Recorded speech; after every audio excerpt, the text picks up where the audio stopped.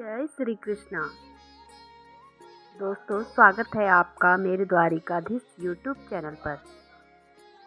आज इस वीडियो में हम जानेंगे कि वह 8 बातें कौन सी हैं जिन्हें अगर मनुष्य जान लेता है तो उसके जीवन में कभी दुख, परेशानी, गरीबी और दरिद्रता नहीं रहती तथा माता लक्ष्मी की कृपा सदा आप पर बनी रहती है। इन 8 बातों को जानना प्रत्येक मनुष्य के लिए अत्यंत ही आवश्यक है। साथियों, मैं आपको इन 8 बातों को एक कहानी के माध्यम से बताऊंगी।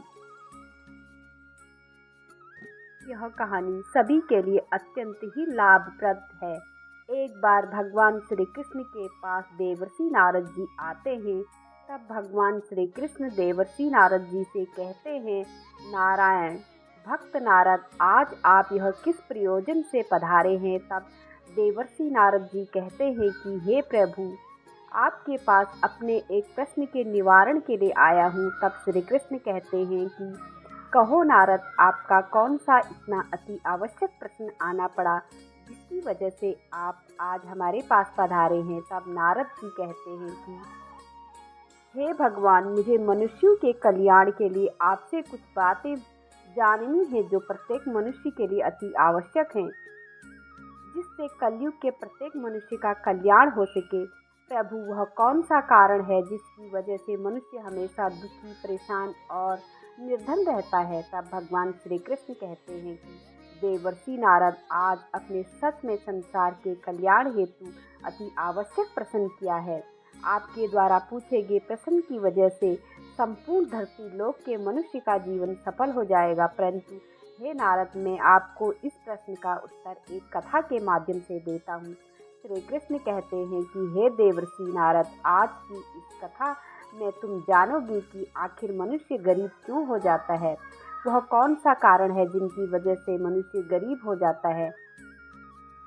आखिर मनुष्य द्वारा किए गए ऐसे कौन से काम होते हैं जिनको करने से मनुष्य निर्धन हो जाता है और गरीबी के दलदल में फंसता चला जाता है।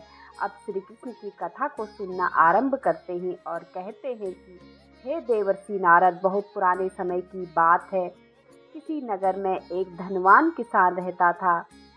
उस किसान के घर में 2 जुड़वा संतान पैदा हुई। उन दोनों जुड़वा संतानों में से एक पुत्र था और एक पुत्री थी।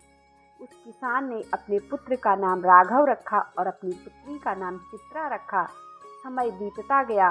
किसान की संतान बड़ी होने लगी। धीरे धीरे जब उनकी आयु एक दिन विवाह के योग्य हो गई तो किसान को अपने बच्चों के विवाह की चिंता सताने लगती है। एक दिन किसान किसी कार्य से अपने पड़ोस के शहर में जाता है तो वहां पहुंचकर एक व्यापारी का पुत्र उसे पसंद आ जाता है और उसे व्यापारी के पुत्र के साथ वह अपनी बेटी चित्रा का विवाह कर देता है।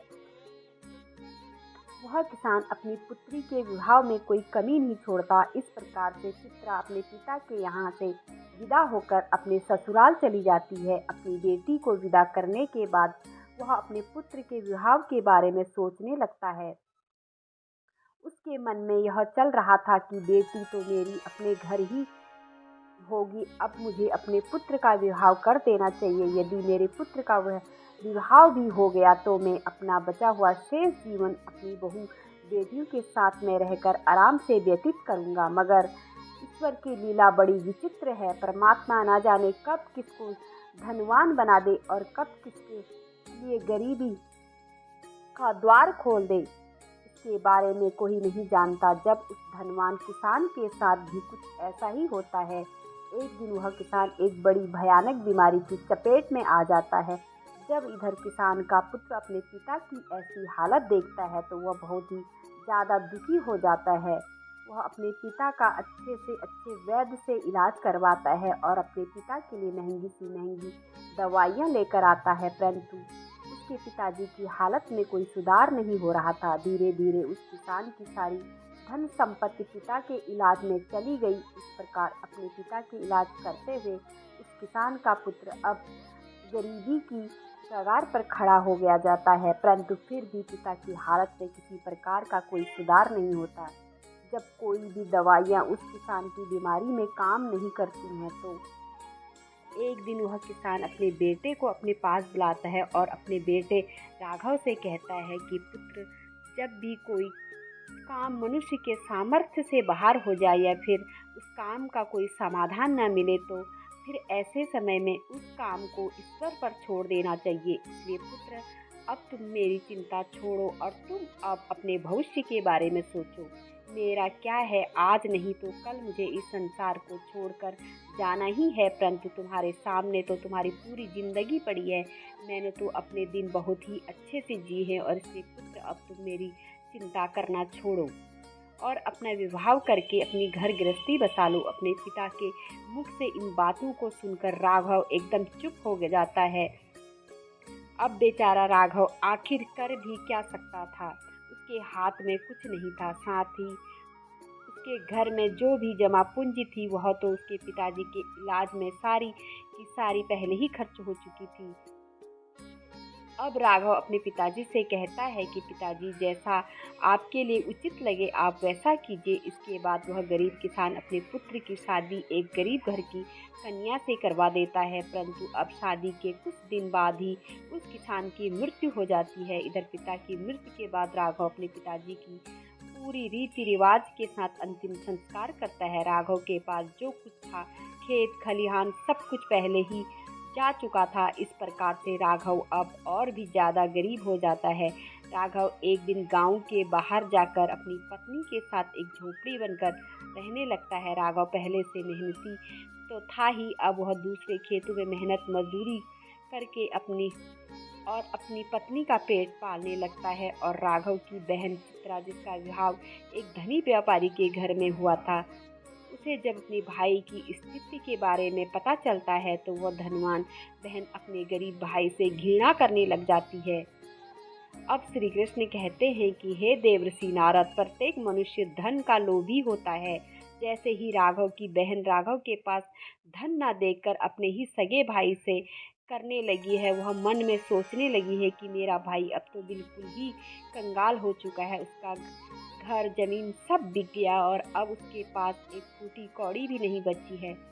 यदि वह ऐसी हालत मेरे ससुराल आता है तो उसे देखकर मेरे देवरानियां और जेठानियां मेरा बड़ा ही अपमान करेंगी और मेरा मजाक बनाएंगी। तेरे मैके वाले तो बिल्कुल ही कंगाल हैं।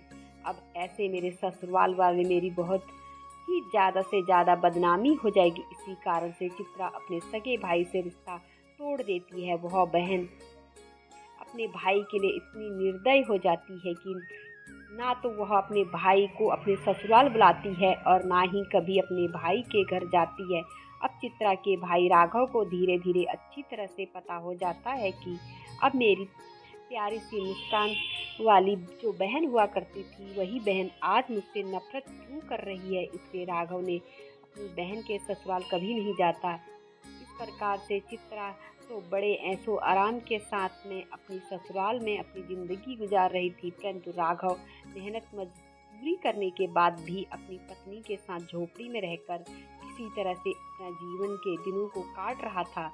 अब श्री कृष्ण कहते हैं कि हे देवर्षि नारद, ऐसे ही करते करते कुछ साल गुजर जाते हैं। अब चित्रा की भी संतान बड़ी हो चुकी थी। कुछ साल गुजरने के बाद एक दिन राघव की बहन चित्रा के लड़के का विवाह तय हो जाता है, लेकिन राघव की बहन चित्रा अपने भाई को निमंत्रण नहीं भेजती है। जब राघव को इस बात का पता चलता है कि उसके भांजी की शादी होने वाली है तो इस बात को सुनकर प्रसन्न हो जाता है और अपनी पत्नी के पास जाकर इस बात की खबर देता है। राघव की पत्नी का नाम दिव्यानी था और जब राघव अपनी पत्नी दिव्यानी को यह बात बताता है कि मेरी बहन के बेटे की शादी है और हम सभी को बहन के घर जाना है, तो राघव पत्नी यह सुनकर अत्यंत ही खुश हो जाती हैं और यह सोचने लगती हैं कि चलो इसी बहाने से सही कम से कम अपनी ननद से जाकर मिल तो आऊँगी।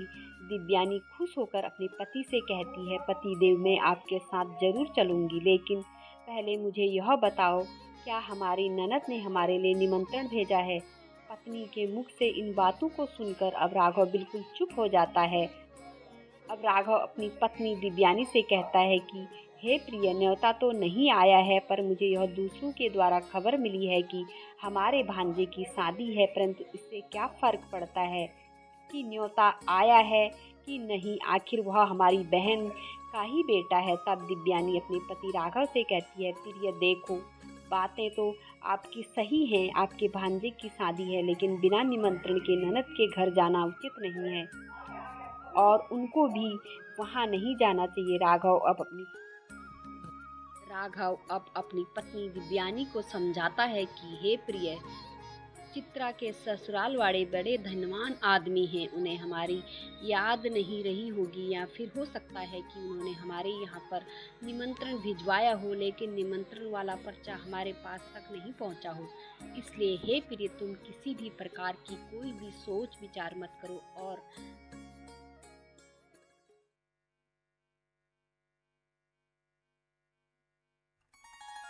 बच्चों को जाने के लिए तैयार करके मेरे साथ तुम भी बहन के घर चलो। जब दिव्यानी ने अपने पति राघव की इन बातों को सुना, तब उसने जवाब दिया कि वह कहने लगी, प्रिय, यदि तुम जाना चाहते हो तुम जा सकते हो, लेकिन बिना निमंत्रण के मैं नहीं जाऊंगी। राघव ने जब अपनी पत्नी के मुख से ऐसी बात सुनी तो कहता है, ठीक है, यदि तुम्हारी यही इच्छा है तो तुम बच्चों के साथ घर पर ही रहो। मैं अकेला चित्रा के ससुराल के लिए चला जाता हूँ। यदि मैं अपनी बहन के ससुराल नहीं गया तो मेरी बहन की देवरानियाँ और जेठानियाँ मेरी बहन को ताना मारेंगी और कहेंगी कि खर्चा ना हो जाए, इसलिए तेरा भाई नहीं आया। अब इतना कहकर राघव के घर के अंदर से बाहर चला जाता है।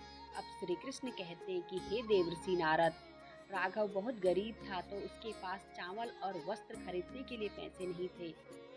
अब वह अपनी बहन के घर जाने के लिए अपने मित्र से थोड़े से पैसे उधार लेता है और उधार लिए हुए पैसों से अपनी बहन चित्रा और अपनी बहनोई के लिए सुंदर वस्त्र खरीदता है और उन कपड़ों को लेकर अपनी बहन के ससुराल के लिए चला जाता है।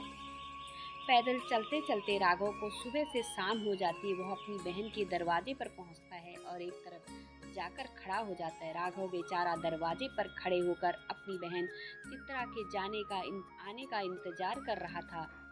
तभी चित्रा की जेठानी की नज़र राघव पर पड़ती है और राघव को पहचान लेती है और जाकर चित्रा से कहती है कि तेरा भाई आया है, जाकर देख, वह दरवाजे पर खड़ा है। जब चित्रा अपनी जेठानी के मुख से ऐसी बात सुनती है तो अपनी जेठानी से पूछने लगती है कि वह किस हालत में आया है और उसने कैसे कपड़े पहने। अब चित्रा की जेठानी कहती कि तुम्हारा भाई फटे पुराने वस्त्र पहनकर तुम्हारे द्वार पर खड़ा है और तुम्हारे आने का इंतजार कर रहा है। यह सुनकर चित्रा गुस्से से भर जाती है और सभी से नजर बचाते हुए अपने भाई के पास पहुंचती है। राघव जब अपनी बहन चित्रा को अपने पास आते हुए देखता है तो खुशी से उसका चेहरा खिल उठता है। अपनी बहन को देखकर राघव की आंखों में आंसू आ जाते हैं। उसके बाद चित्रा अपने भाई को घर के अंदर ले जाती है और पूछने लगती है, भाई, तुम्हारे पास आखिर किसने निमंत्रण भेजा था? राघव कहता है, बहन, तुमने तो अपने भाई को बिल्कुल भुला ही दिया, परंतु मुझे किसी से पता चला है कि मेरी भांजे की शादी है, इसलिए मैं तुम्हारे लिए, तुम्हारे बेटे के लिए नए कपड़े लेकर आया हूँ। अपने भाई के मुख से इन बातों को सुनकर चित्रा कहने लगती है, भाई, तुम्हें इस तरीके से मेरे घर नहीं आना चाहिए था। तुम इस तरीके से फटे पुराने कपड़े पहनकर मेरे घर तक चले आ गए। यह मेरे लिए बड़े लाज की बात है। कम से कम अपनी नहीं तो मेरी इज्जत, मेरे मान सम्मान का ख्याल तो किया होता, हमारी इज्जत के बारे में तो सोचा होता। चित्रा के मुंह से ऐसे कटुर शब्द सुनकर मजबूर भाई का कलेजा छलनी हो जाता है। तब राघव अपनी बहन के पैरों में गिरकर माफी मांगने लगता है और कहता है, बहन, मुझे क्षमा कर दो, मुझे नहीं पता था कि मेरी वजह से यहाँ तुम्हारी बदनामी होगी। मैं तो हमेशा से यही चाहता हूँ कि तुम्हारी बदनामी ना हो, तुम्हारी देवरानी जेठानी तुम्हें ताना ना मारे, इसलिए मैं तुम्हारे लिए नए वस्त्र लेकर आया हूँ। यदि मुझे यह बातें पहले ही पता होती, तुम मेरी वजह से इतनी आहत हो जाओगी, मेरे आने से तुम्हें इतना बुरा लगेगा। मैं तो तुम्हारे दरवाजे पर कभी नहीं आता, मैं तो यह सोचकर आया था कि मेरे भांजे की शादी है। यदि नहीं पहुंचा तो मेरी बहन घर आते मेरी बहन को ताने मारेंगे। राघव की बात सुनकर गुस्सा जब थोड़ा सा शांत होता है तो राघव से कहती है कि चलो, जब तुम आ ही गए हो तो मेरी एक बात ध्यान से सुनो। जब तक मेरे बेटे की शादी नहीं हो जाती तब तक इस कमरे में ही रहना और भूल कर भी इस कमरे से बाहर निकलने की गलती मत करना, वरना तुम्हें देखकर लोग कहेंगे कि चित्रा का भाई तो भिखारी है। जब सभी मेहमान के लिए भोजन बन जाएगा तो मैं तुम्हें भोजन की थाली इस कमरे में पहुंचा दूंगी। तुम भोजन करके चुपचाप पिछले दरवाजे से अपने घर चले जाना। राघव कहता है, ठीक है बहना, मैं आज रात को ही तुम्हारे घर से अपने गाँव के लिए चला जाऊंगा, मगर मेरी तुमसे एक विनती है। मैं तुम्हारे लिए और जीजा जी के लिए कपड़े लाया हूँ, तुम उन कपड़ों को रख लो, उन्हें मैं तुम्हारे लिए बड़े प्यार से लाया हूँ। चित्रा भाई से कपड़े लेकर कमरे के बाहर चली जाती है और जाते समय उस कमरे की कुंडी लगा जाती है। राघव उस कमरे में बैठकर अपनी बहन के वापस आने का इंतजार करने लगता है, परंतु राघव को क्या पता था कि वह निर्मोही बहन अपने भाई को उस कमरे में बंद करके अपने घरेलू काम धंधे में लग चुकी है और भाई के लिए भोजन देना भूल चुकी है। राघव की बहन चित्रा शादी के काम धंधे में इतनी ज़्यादा खो जाती है कि अब उसे याद ही नहीं रहता कि मेरा भाई मेरे यहाँ कमरे में बंद है और मेरे लौटने का इंतज़ार कर रहा है।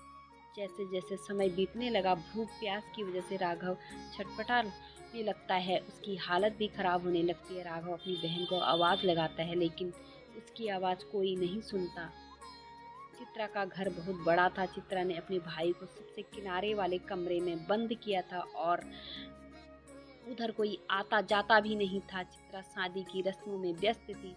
इसी तरह राघव ने उस कमरे में पड़े 2 दिन बीत जाते हैं। राघव को अपनी पत्नी बच्चों की याद आती है। राघव सोचता है, यदि यहाँ कोई नहीं आया तो भूखा प्यासा इसी कमरे में मर जाऊंगा। यदि मैं मर गया तो मेरी पत्नी सहित बच्चों का क्या होगा? मेरा ना होने पर कैसे मेरी पत्नी बच्चों का पालन पोषण करेगी? यह सब सोचते सोचते और कमजोरी की वजह से राघव बेहोश होने लगता है। तभी किसी काम की वजह से चित्रा की जेठानी कमरे के पास गुजरती है। राघव के कानों में किसी के आने की आवाज़ सुनाई देती है तो वह अपनी पूरी ताकत से उस कमरे का दरवाज़ा पीटने लगता है। चित्रा की जेठानी के कानों में दरवाजे पीटने की आवाज़ आती है तो वह दरवाज़ा को खोलकर देखकर अंदर राघव को देखकर वह चौंक जाती है और राघव से पूछने लगती है, भाई तुम्हें इस कमरे में किसने बंद किया? राघव इस बात का कोई जवाब नहीं देता क्योंकि वह अपनी बहन उसी की जेठानी की नज़रों में गिरना नहीं चाहता था। परंतु जब चित्रा की जेठानी ने दोबारा पूछा तो राघव झूठ मूठ कह देता है कि मैं इस कमरे में आराम कर रहा था, तभी किसी ने गलती से बाहर से दरवाजे की कुंडी लगा दी और मैं इस कमरे में बंद हो गया। बहन, यदि तुम आज नहीं आती तो मेरे प्राण चले जाते। और इतना कहते के बाद राघव घर के पिछले दरवाजे से चुपचाप बाहर निकल जाता है। राघव बेचारा 3 दिन से भूखा प्यासा था और चुपचाप अपने घर की तरफ चल देता है। चलते चलते काफ़ी दूर निकल जाता है। भूख प्यास के कारण उससे ठीक से चला नहीं जा रहा था। उसे एक कदम चलते ही चक्कर आने लगता है। जैसे ही राघव का सिर टकराता है और जमीन पर गिरने वाला होता है, तभी यहाँ पर कहीं से एक बुढ़ी औरत आ जाती है और राघव को गिरने से पहले उसे पकड़ लेती है। जब कुछ घंटे बाद राघव को दोबारा होश आता है तो वह स्वयं को एक बुढ़ी औरत की गोद में लेटा हुआ पाता है। वह बूढ़ी औरत एक पंखा लेकर उसको हवा कर रही है और होश आने पर पश्चात राघव खड़ा हो जाता है और उस बूढ़ी औरत को प्रणाम करके कहता है, माँ तुम कौन हो? यह बूढ़ी माँ साक्षात देवी माँ थी, क्योंकि राघव की पत्नी रोज देवी माँ की पूजा किया करती थी और पूर्ण श्रद्धा भाव से देवी माँ की भक्ति किया करती थी। वह बूढ़ी औरत कहती है, मैं एक दुखिया हूँ, इस जंगल को अपना घर समझकर हर जंगल में वास करती हूँ। तब राघव उस बूढ़ी माँ को धन्यवाद करते हैं, अपने घर के लिए वहाँ से निकलने लगता है। तभी बूढ़ी औरत पूछती है, बेटा तुम कहाँ से आ रहे हो? इधर कहाँ जा रहे हो? तब राघव बताता है, माँ मेरे भांजे की शादी थी, इसी वजह से मैं अपनी बहन के घर गया हुआ था। इधर मेरा गाँव, अपने गाँव के लिए जा रहा हूँ। तो बूढ़ी औरत राघव से कहती है, बेटा यदि तुम बुरा ना मानो तो मैं तुमसे एक बात पूछना चाहती हूँ। बूढ़ी औरत कहती है कि बेटा यदि तुम अपनी बहन के घर से आ रहे हो, जैसा कि तुमने मुझे बताया तुम्हारी बहन के यहाँ पर शादी थी, तो तुम खाली हाथ कैसे अपने घर जा रहे हो? तुम्हारी बहन ने तुम्हारे बच्चों और पत्नी के लिए कुछ नहीं भेजा। तब उस बूढ़ी औरत के मुख से ऐसी बातों को सुनकर राघव की आंखों में आंसू आते हैं। राघव उस बूढ़ी औरत को सारी बात बता देती। तब बूढ़ी औरत उसे एक पत्र देते हुए कहती है, इस पत्र में जीवन की वह 8 जरूरी बातें हैं जो तुम्हें एक दिन काम आएंगी। राघव फलों से भरे हुए उस थैले और पत्र को लेकर अपने घर चला जाता है और घर पहुँच कर राघव के बच्चे और पत्नी राघव के पास आते हैं और पूछने लगते हैं कि पिताजी हमारे लिए क्या लाए? राघव अपने हाथों थैला अपनी पत्नी को थमा देता है और घर से बाहर चला जाता है। राघव के जाने के बाद उसकी पत्नी जब उस थैले को खोलकर देखती है तो एकदम हैरान रह जाती है। दिव्यानी थैले में देखती है, वह थैला पूरा सोने चांदी के रूप में बने फलों से भरा हुआ। राघव को जब फल लाया था तो उसमें से कुछ अनार भी थे। जब राघव की पत्नी ने अनार को फोड़ा तो अनार के फलों से हीरे निकलते हैं। यह सब देखकर वह बहुत खुश हो जाता है। वह भागी भागी अपने पति के पास पहुंचती और कहती है कि हे प्रिय, तुम तो शादी में गए थे और आखिर तुम लेकर के आए हो। अपनी पत्नी की बातों में सुनकर राघव सोचने लगता है कि मेरे घर वालों को शायद फल पसंद नहीं आए होंगे, इसलिए मेरी पत्नी मुझसे ऐसी बात पूछ रही है। तब राघव अपनी पत्नी से कहता है कि प्रिय बहन जी, कुछ भी भेजा है वह मैंने लाकर तुम्हें दे दिया। अब जो कुछ भी थैली में है उसे ही बच्चों को बांट कर दे दो। तब पत्नी कहती है, पहले तुम घर के अंदर चलो, चलकर देखो तो सही तुम्हारी बहन ने तुम्हारे लिए क्या भेजा है। यह कहकर दिव्यानी अपने पति का हाथ पकड़कर घर के भीतर ले जाती है और अपने पति से कहती है, इसे जरा देखिए तो सही, आखिर हमारी ननद ने हमारे लिए भेजा क्या है।